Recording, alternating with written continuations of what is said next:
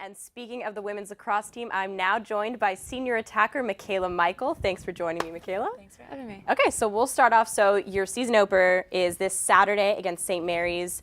How prepared do you guys feel going into this first game? We've had a long preseason, longer than most teams have had, so I feel like we're really sick of battling each other and really excited to finally play another team, and it'll be nice to even open with a conference opponent that we know pretty well, so we're excited. Right. And so you are now the all-time leading goal scorer in USC history, right? Know that. Okay, well, you are. So how much pressure do you think I know you've also won MPSF Player of the Year in 2015. How much pressure is there really for you to come out and lead this team? It's definitely a different role this year, I would say, just because I'm a senior and there isn't anyone older than me.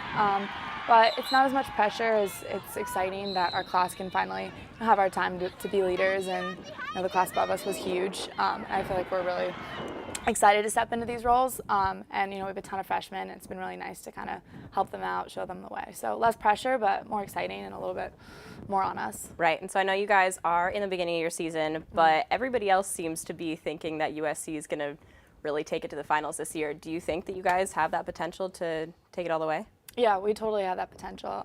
It's definitely different though, having coming into the season preseason ranked 3 and 4 versus last season 19 and 20. So every year's just been super different, and going into this season we definitely have that belief in ourselves, and it's cool to see that everyone else does too. But we have a lot of work to do, and it's gonna be tough.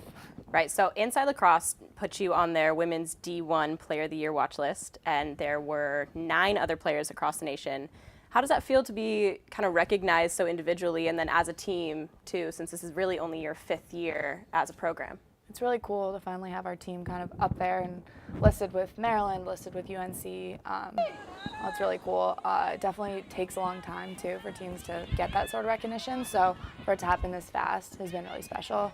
But the 3 ranking is definitely cooler for us than anything like individual. Yeah, and so like we said, you guys are very new, and you've essentially been with the program since its beginning.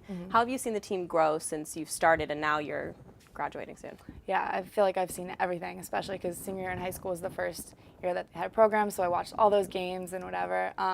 But it's been like a really big process.